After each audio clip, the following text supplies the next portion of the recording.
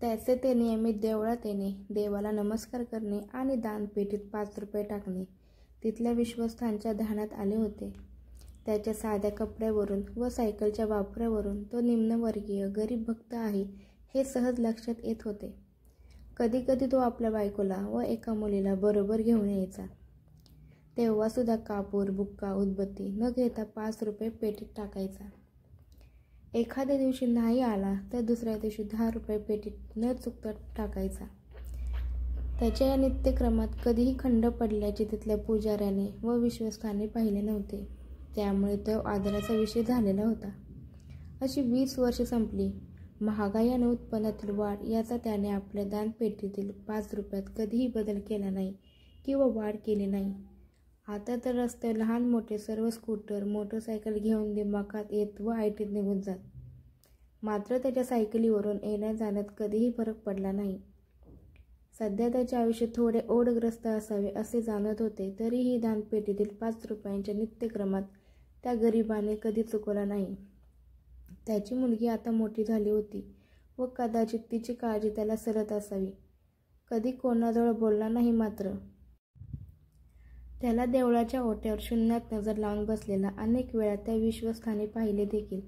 मात्र हा आपणहून कोणाशी बोलत नसे किंवा आपले दुखडे सांगत नसे. सध्या तो जास्तच चिंताग्रस्त दिसत होता. एके दिवशी देवळाच्या विश्वस्तांनीही या केला व आपुलकीने त्याला विचारले की सध्या असे चिंताग्रस्त का असता? तुमचे काम सुटले आहे का? कसली चिंता भेडसावत आहे का? तो कसनुसे हसला, बोलला, काही नाही हो, मुलीचे लग्न ठरले व पैशाची जोडणी काही झालेली नाही. स्थळ चांगले आहे, हातचे जाऊ नये असे वाटते, पण आता हात तरी कोणापुढे पसरायचे? मी हा असा पैशाने दुबळा. कामाचा मालकही फारसे काही उचलून द्यायला तयार नाही, म्हणून काळजीत आहे. इतकेच ना, बघू देव यातून कसा काय मार्ग काढतोय ते. अरे पण खर्च तरी किती आहे? विश्वस्ताने विचारले. 25-30 हजार तरी नक्की लागणार हो. तो त्या दिवशी काय झाले कुणास ठाऊक, त्या विश्वस्ताच्या डोक्यातून तो विषय काही जाईना. रात्री झोपतानाही त्याचाच विचार. रात्री वरचीवर जाग आल्यामुळे झोप देखील झाली नाही. पहाटे त्याला एक स्वप्न पडले. स्वप्नात 5 रुपयांची नाणी तो मोजत होता. जागा झाला व स्वप्न जसेच्या तसे त्याला आठवू लागले, खाऊ लागले. त्याने देवाकडे पाहिले. तो चोरासारखा बेरकी हसत असलेला त्याला दिसला. तो पटकन उठला, वही घेतली व हिशोब करू लागला. एकूण 20 वर्षे, एकूण दिवस 7,300, दररोज रुपये 5ने झाले 36,500. त्याने 36,500ची एक थैली तयार केली व शांतपणे झोपी गेला. झोपेत पुन्हा तेच स्वप्न तो जागा झाला व आठवू लागला. 5 रुपयाचे नाणे आपण मोजत होतो ते स्वच्छपणे त्यास आठवले. दानपेटीला जमा केलेले पैसे आपण एफडीत ठेवतो हेही त्याला आठवले. त्याने हिशोब केला. सरासरी जमा रुपये 18,250, वर्षाचे अंदाजे व्याज 2,000, 20 वर्षे झाले 40,000. म्हणजे सरळ व्याजाने त्या गरिबाच्या दररोजच्या 5 रुपयांच्या मुद्दलासह होतात 76,500. आणि हा चिंताग्रस्त आहे. 25,000साठी तो विश्वस्त आता निश्चिंत झाला होता. त्याने देवाच्या तिजोरीतून 76,500ची थैली तयार करून ठेवली. आता त्यास शांत झोप लागली. नेहमीप्रमाणे दुसऱ्या दिवशी तो गरीब देवळात आला. त्याने देवाला नमस्कार केला. तिथल्या दानपेटीत 5 रुपये टाकले व ओट्यावर जाऊन बसला.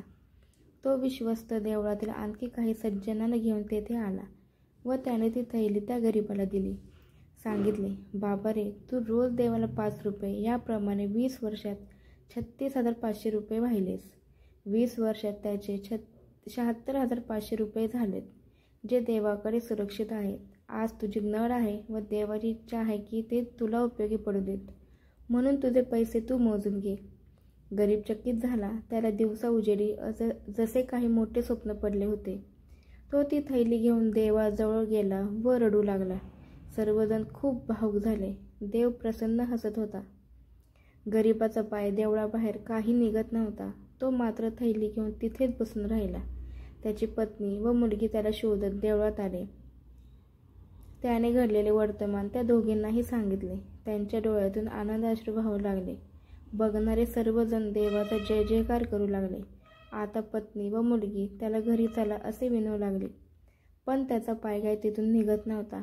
माझे दान देवाने परत नाही ना केले असे त्याचे मन त्यास खाऊ लागले. काय करावे त्याला सुचेना. त्याने विश्वस्तांना बोलवले व मी जे देवाला 5 रुपये वाहिले त्याचे 20 वर्षात किती होतात असे विचारले. त्यांनी सांगितले की 36,500 होतात. गरिबाने थैलीतील 36,500 रुपये काढले व पुन्हा त्या दानपेटीत टाकले. आता त्याच्या चेहऱ्यावरील ताण नाहीसा झाला होता.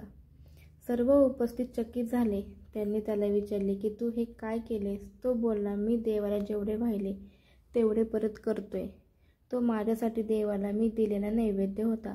उद्याचा 5 रुपयाचा नैवेद्य आता मी निश्चिंत मनाने देवास वाहेन. अन्यथा माझ्या येणाऱ्या रात्री मी तळमळत काढल्या असत्या.